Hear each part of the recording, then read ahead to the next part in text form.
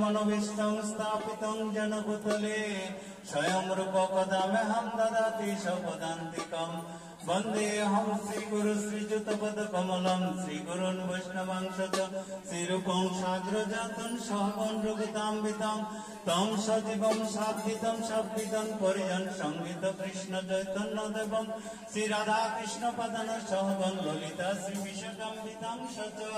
हे कृष्ण करुणा सिन्धु दीनबन्धु जगत्पते गोपेश गोपिकान्त राधाकान्त नमस्तुते तप्त कांचन गौरांगी राधे वृंदावनेश्वरी विश्वभानुसुते देवी प्रणमामि हरि प्रिये जय श्री कृष्ण चैतन्य प्रभु नित्यानंद श्री अद्वैत गदाधर शिवासादि गौर भक्तवृंद।